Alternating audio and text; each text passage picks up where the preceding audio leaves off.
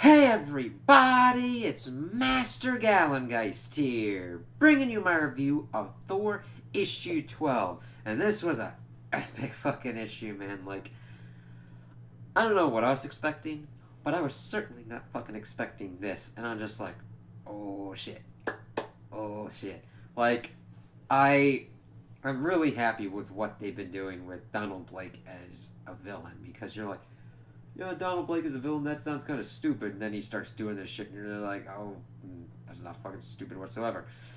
So, starts off, and of course, we kind of have a fake out part as we see this frog dissected pretty much, talking about Throg, because he was like one of the last ones that we saw that Donald Blake was going after. Going through his history, Simon Walterson, he's a football player, turned into a frog, and then, of course, became Throg, and everything going on with that. The thing is, it's like, yeah, we'll hear that stuff when that day comes, as we then see that Donald is thrown into a classroom where they're dissecting frogs, and Throg is not having any of his shit. Him and Lockjaw are beating the fucking motherfucker like ain't nobody's business. It's a really great, epic kind of fight that goes on for the first part of this issue, and you're just like, shit. So, pretty much when Donald gets into shit, he uses, of course, Heimdall's sword, Sif's sword, to use the Bifrost to kind of teleport away. Of course, Lockjaw, teaming up with Throg, is like, fuck this dude, and, like, teleports him, and they just start fighting throughout, like, the Ten Realms. Thing is, at one point, Donald is able to get Throg and, like, pretty much eat him, and you're just like, holy fucking shit, did that just happen? But then we see, his Mjolnir pop out of his mouth, whip back around, smack him in the stomach to have him spit out Throg as they just start fucking going to town on him as they knock him out. It's just like, I know it's one thing to hear someone talking about it, but seeing how it's done in page and with the art of how it just fucking sells it with the kinetic energy of everything going on, you're like, this, this is epic. This is shit. I know I say that a lot with especially this series, but it's a clash of like a crazy homicidal madman and like a frog that's got the power of Thor. That should be sillier than what's going on, and of course you have to accept that kind of absurdity, and I do. But then when you actually see them like fighting in action and seeing Donald Blake fucking eat him, then him be like, nah, bro, I don't take that shit. And then fucking get himself out of that. And then get him on the back foot with his friend Lockjaw. It just fucking works, and it does it so well. You're just like, wow. That's some good stuff right there. So, of course, Lockjaw wants to eat him. Throg's like, well, we gotta do a like interrogation or whatnot. That'd be good to kind of learn some shit, but we're not really that versed in that, so maybe we should take him to like a doctor.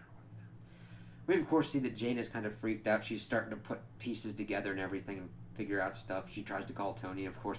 We get the whole spiel of what was going on with Thor doing the whole thing on the hammer and fucking up that number for Tony. That was kind of funny. And she's just trying to figure out what's going on. But of course, we then see that Throg is thrown down and he tells Jane to run. Then we see Lockjaw thrown out, and we see that they had taken Donald Blake to Stephen Strange, Doctor Strange, and he's just like going nuts, and like pretty much the Sanctum Sanctorum is on fire. He's got Strange by the neck. And of course, Jane turns into her Valkyrie form and is like getting ready to fly off and fight his ass. And then Donald's like, ooh, there's a lot of things we got to talk about or whatnot, or there's a lot of interesting things going on with you. But then he leaves, and Strange is like, he's so powerful now, and we get a new look into what his objective is, because I really like that Kate brings this part up, because we then see that when Donald, during the course of the interrogation, somehow got the upper hand and was able to see that Strange was imbued with Odin magic, because he's going after Odin magic powered individuals, not just Thor's. He saw that Strange had been imbued with it, and where he got it from, Yggdrasil. And he's going for the source. He's like, you don't understand it, he's going for the source. And then we cut over to see that he's like chopping into Yggdrasil to take that power. And we see the world tree bleeding, and it's not just bleeding in our realm; it then bleeds down, and Thor's getting hit with it too. And of course, we get rumination on them both trying to pray to their father, but that their prayers are falling on deaf ears, and that Thor's like, "I'm going to get you for this, Donald. I'm going to stop you for this." And then we see that Valkyrie calls on Mr. Horse to kind of go find someone to help her stop this. And Strange, you can't do this alone. You need help. She's like, I'm not going to be alone. And it was kind of funny because we see that Mr. Horse has evidently a beef with Lockjaw. And I'm like, yeah, what you want? And that was a kind of funny interaction to see. But we see that she goes off and she tries to find who she's finding, and they go to an alien bar, and of course she's probably looking for Odin, and we see that he's just been drinking at this alien bar, and that she has to deal with his thunder-headed children pretty much. And I'm just like, that's kind of not fair to Thor. He has grown, and he has had heavy kind of worries. The thing is, Thor needs to learn as a king that he needs to be able to rely on his advisors and other people, and he does need to talk about those kind of things, because you can't just deal with the weird shit that he has seen alone. But granted, he has not had a good example role model in Odin, who did fucking stupid shit too. But she's like, you are going to clean up your damn mess, Odin. And it's like, ooh, let's see how this works. Because we have seen that Thor has become more powerful as All-Father, and Odin knows things.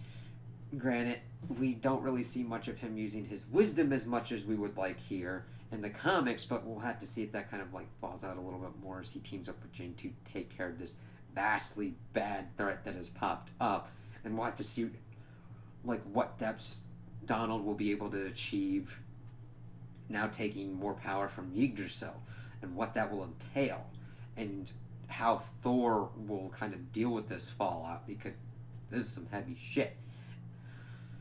So those are my opinions on the issue. Tell me what you guys think in the comments below. If you liked it, if you didn't like it, if you agree with me, if you disagree with me. Also like and subscribe, and I hope you have a good day.